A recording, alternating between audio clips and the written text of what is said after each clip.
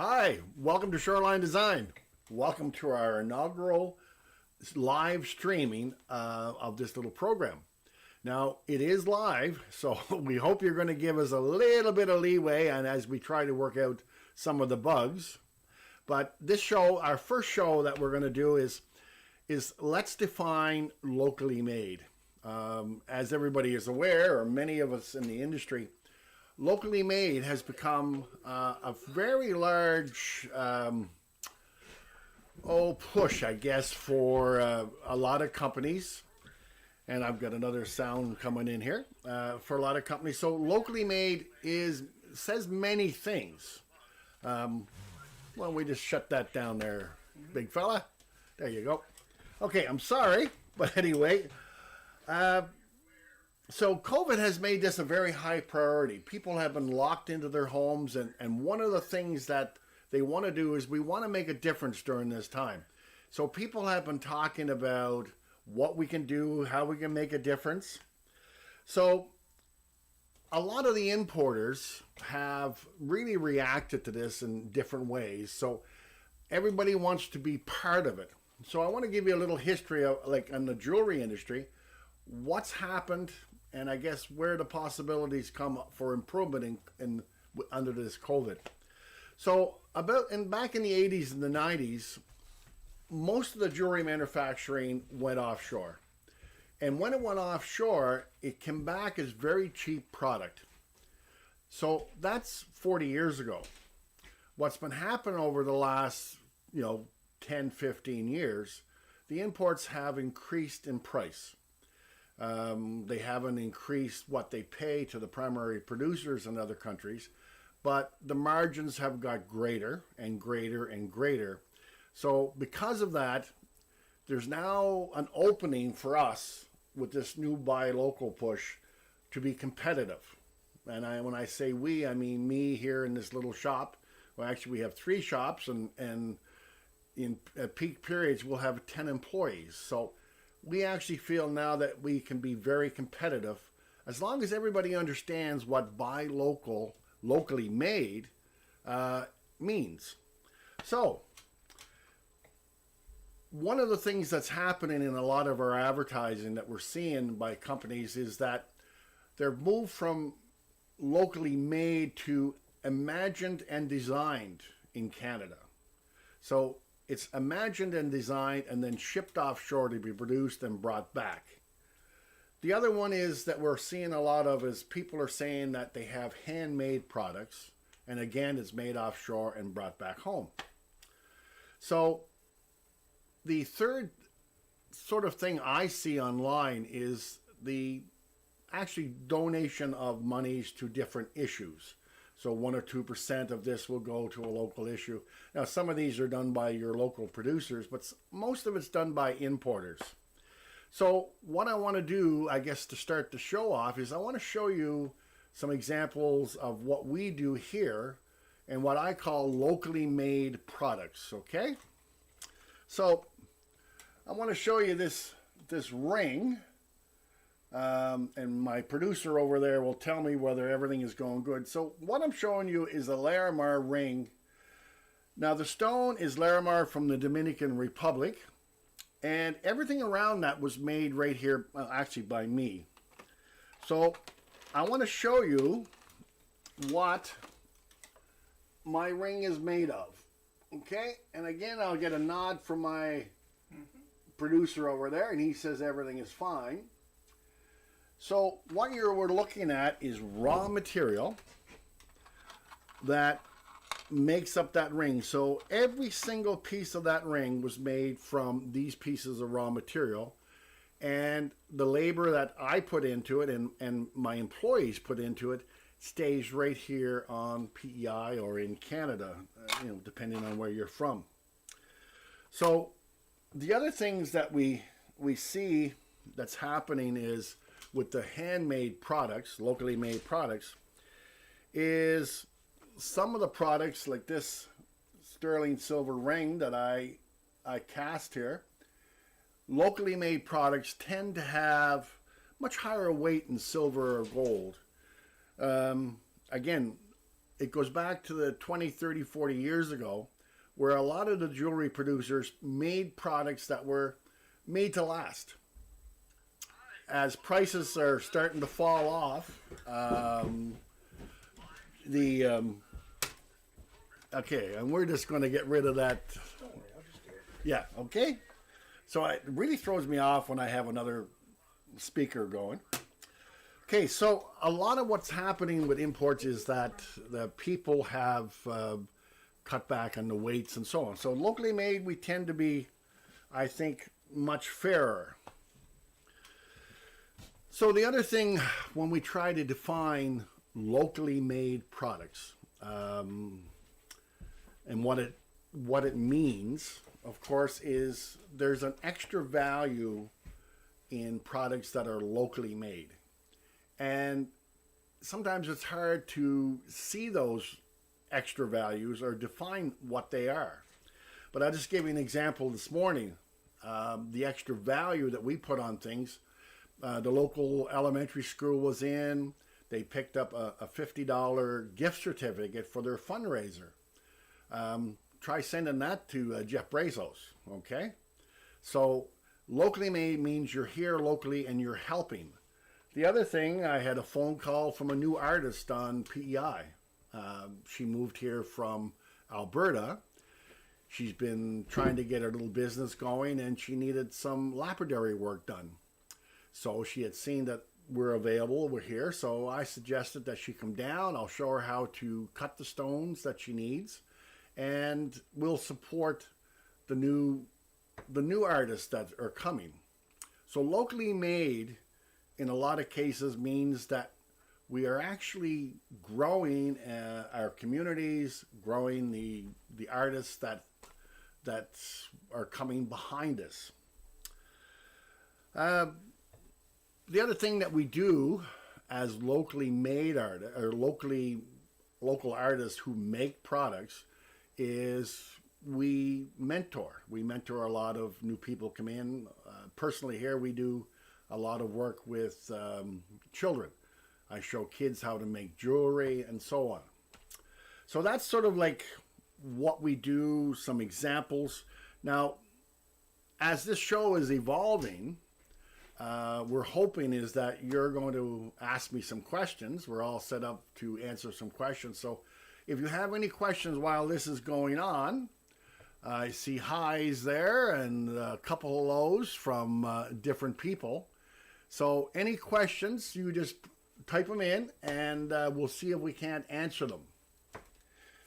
So while we're doing that, we're waiting for some questions. I want to show you one of the things that I did this morning. And it's kind of interesting, in is that this is one of the things that happens with locally made products is they evolve. When you're looking at your starting point, which is basically a piece of silver, and hopefully you can see that. So that is simply a round wire that I bought in a coil form from our refinery in Ontario. So sitting around this morning, I remembered one of my customers was in, and I think she was 17, and she noticed one of our bands that had a wave in it, sort of a wavy band, not a very pronounced wavy band, but she really liked it. So as a result of her liking the wavy band, this morning, I took that round wire and started to produce a bunch of small wavy bands. How does that look? Okay? Closer to the wall. Closer to the wall. There you go. Yeah, so each one of these bands were handmade. I bent each one singly, or whatever, yeah, as a single band. So from our customers, what happens in locally made, as our customers come in and buy products or order products online, they all have their take, their evaluation by ordering, and of course you assume that they like it. But a lot of times people like a little change or like a little bit more. So That little wavy band came from a 17-year-old who liked the initial wavy band, and I felt that she would have liked it more if I had it made it with steeper bends. So that product there is, again, one of the things that happens when you buy from a local maker is that it starts to evolve. Now, one of the things that was, again, kind of fun is this. And my producer says, Away from the wall. Away There. from the wall. Right on. Okay. So what you're looking at here is actually a replica of an oak branch. So if you were in my shop and I pointed out the front door, you would see an oak tree out there that my father had planted from a seedling.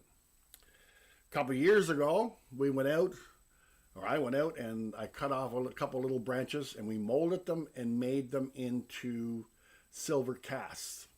So this is a replica of that oak tree out there, and I set a small gem in it because that's the next step. That's the next evolution of a lot of our products. Okay. So the other one that I wanted to show you while we're waiting for questions, okay, is this little stone. Okay. Good. So this one here is mookaite from Australia. So what happens is in the locally made products, when you're making local, you're almost creating an interest in like what's new, what's different, what else can you do. So here at Shoreline Design, because people buy locally made and they buy here from us, we've been pushed to bring in new gems, to identify different colors that people are looking for. So in our selection, and one of the things in our later shows, we're going to show you all of our different gems. One of the things that most people are surprised at is that we have over 20,000 on-set gems here at just about any given time. Now, anybody who's into burglaries and so on, we have an alarm system and all that. I used to have an old dog, my old buddy, but she passed away last year. But anyway, the gems by themselves are not all that expensive. It's when you put in the local labor and you make it into something in silver or gold that you actually start to get to increase the value. So we're very happy with the way things have gone. Now, the other thing that I wanted to talk about in this segment when we define locally made, and of course the thing I'm talking about a lot is the benefit to locally made. We started here about 15 years ago, and we were the only shop here on the street. And at that time, the total number of businesses was the inn and ourselves right here at Shoreline Design. And I remember one of the local counselors coming down and when we were putting for a building permit, and they said, we really feel great that you want to open up a shop here, but one of the things that baffle us is that why would you come to Georgetown? Well, as my hometown and so on, I felt that it was a place to start, and we start to grow. So as a result of starting here, I think the next business to start was the Maroon Pig. So as people came in and bought product, I would go over and I'd tell Stacy or Richard about what our sales were like. And after a couple of years of that, Richard or Stacy said to me, we're going to open up a bakery. Because if even half of what you tell us is true, we think we can make a living here for our family. And then, of course, they went on to have 2 kids. But it all starts with somebody making a trip to our shop and buying locally. It is so important, not that people buy locally, but they understand how much extra value can be in buying that local purchase. Okay? Yeah, we've got some questions coming up. Oh, excellent. Okay, so we have a question here from Joe Harris. Now, I do know Joe Harris. He is moving to Georgetown. He's from Ontario. So his question, Joe, your silver is sterling. That's 99.9% pure. Actually, it's not, Joe. Your 99.9 or 999 is pure silver. We use a lot of that. But sterling is 92.5. Okay? So our sterling silver is pure sterling silver. And we also use, around the outside of the gem, a higher grade of silver, which is pure silver. So that little twist around it is pure silver. That's right. There you go. Show it again, please. Okay. There you go. Got it? So Closer to the wall. Closer to the wall. There, a little lower. Closer to the wall. Closer. There you go. Okay, so that little twist around there is pure. Everything else is sterling. Now, let's see the next questions. From Lady Gray. Which gems or stones are from Canada? Now, which stones from Canada becomes very, very tough. We have right here, this stone is from Nova Scotia. Put it up. Oh, okay, sorry. This one here is from Nova Scotia. My daughter found this on the beach in Joggins, and that's the polished one. Here is the an unpolished slab of that, okay?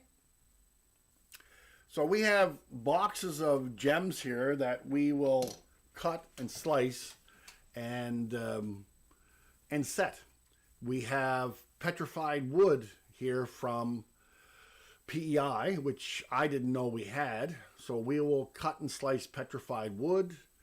We will find agates and so on from different parts of Nova Scotia and New Brunswick. On PEI, we have, other than sandstone, which is kind of funny that you asked, but this is a piece of sandstone that I polished. Okay, that I've cut and polished. Now, generally it's too soft, but I use this type of sandstone to do coasters, lighthouses, lobster boats, yard stones, and these are all hand carved and they're done freehand. So, where do I buy, that's from Deborah Blum, where do you buy your silver? And I want to teach myself to wire wrap. Okay, so first off, I buy all of my silver from Umicore, which is in Ontario, in Cambridge. These are a refiner. You can look them up online. You can buy pieces 12 inches long, or you can buy them as I buy them. I buy my silver by the kg and the coil. And I can buy it either half hard or dead soft. So anything over 300 grams gives you about the medium good price, because the higher the volume, the better the price. So Umicore in Ontario, and if you send me a message, I will send you their actual website, and you can go on and order direct. Now, how to wrap. We do courses here all the time for kids. I do a basic wrap with sea glass. I don't do a lot of wrapping with gemstones. I tend to want to do them in the full bezel set, same as what you see in the rings. But there's lots of programs online on how to do wire wrapping. Okay, I gotta hit my thing here. Okay. Where do you buy the silver? What's the difference between locally made versus locally manufactured? Okay. So what's the difference between locally made versus locally manufactured? Well, you can have, and I think what I think you're asking is that you can assemble products here. A lot of times what's happening is companies or individuals will assemble a product, and it's all of their products are from outside of Canada, and they're simply brought together, either snapped together. It could be a bead or, or something, but their settings are made offshore, and they're just called locally made. Now, this is where the sort of question comes up. Is it locally made, really, or locally assembled? Locally manufactured means is that you're going to have a certain percentage of work go into that product. And I think when I was looking around at different websites, one of the things they said was that it should be at least 80% to be locally made, locally manufactured. It should be about 80% of the work done by hand, okay, or handmade, locally handmade. For example, in this ring here, which I'll just bring back up, good. The only thing that is made outside of this shop right here, other than the raw silver, of course, would be the gemstone.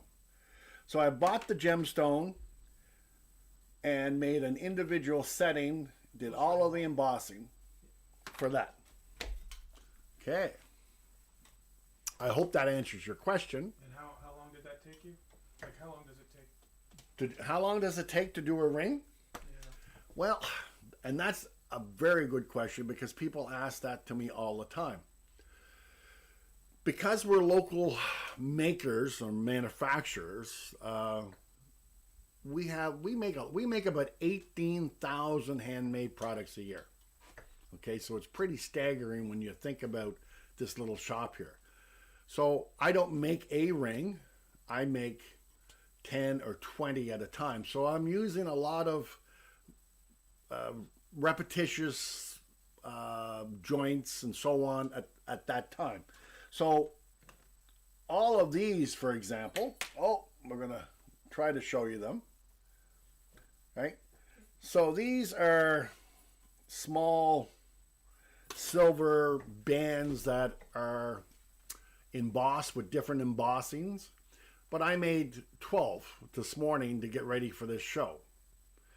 Normally I would make 15 to 20 rings in a day, but that comes from just being able to improve on my skills. Someone told me one time it only took them 15 years to become an overnight success. So one of the things I do when new employees come on board is I'll show them how to make things in a faster way, because everything has a fixed value. For example, if I sell this ring, if this ring has a value of, say, $70, okay?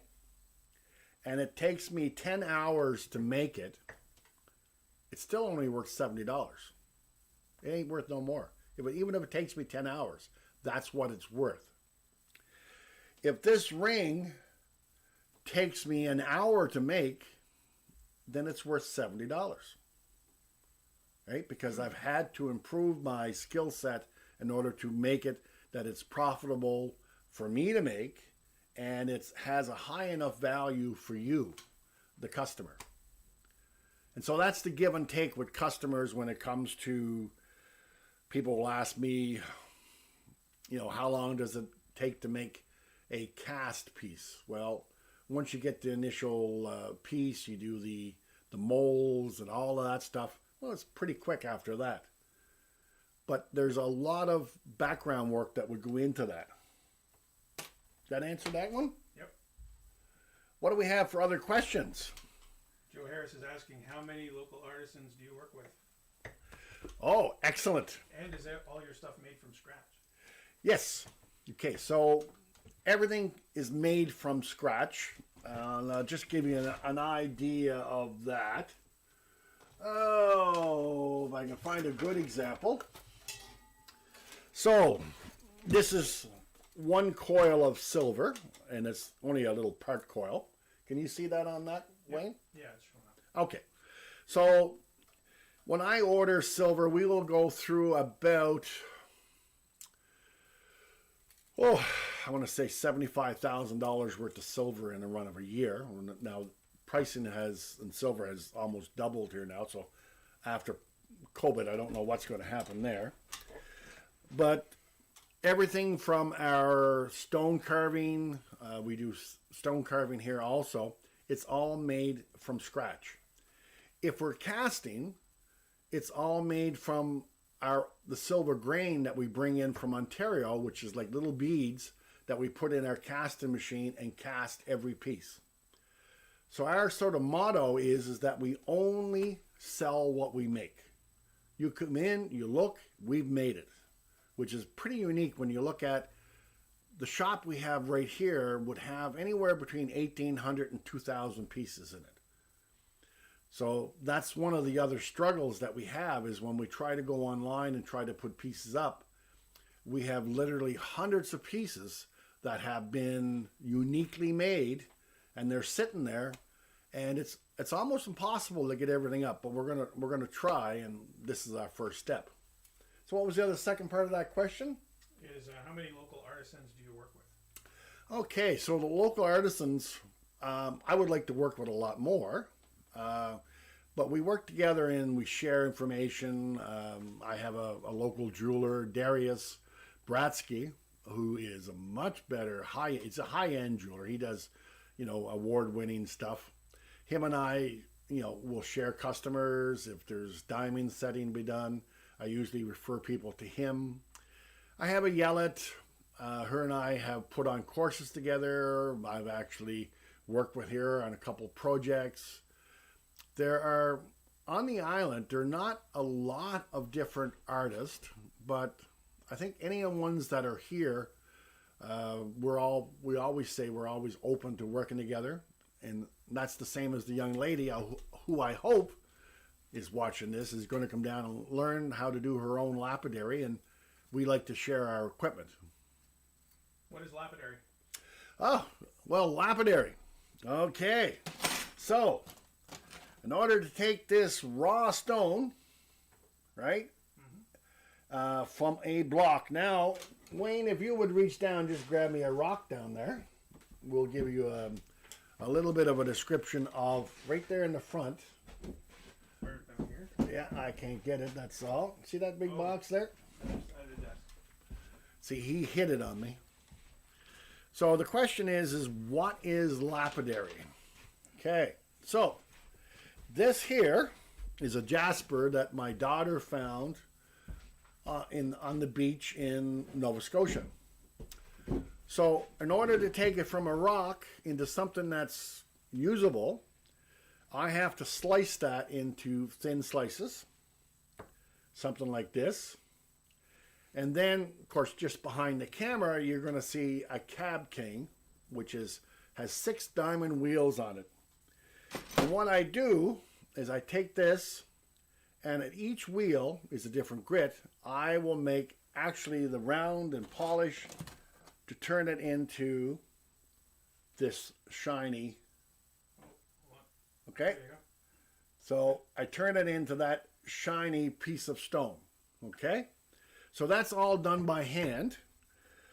The other thing that we do, because we sell local and we locally manufacture, is we have to have the ability to do everything that's in step by step.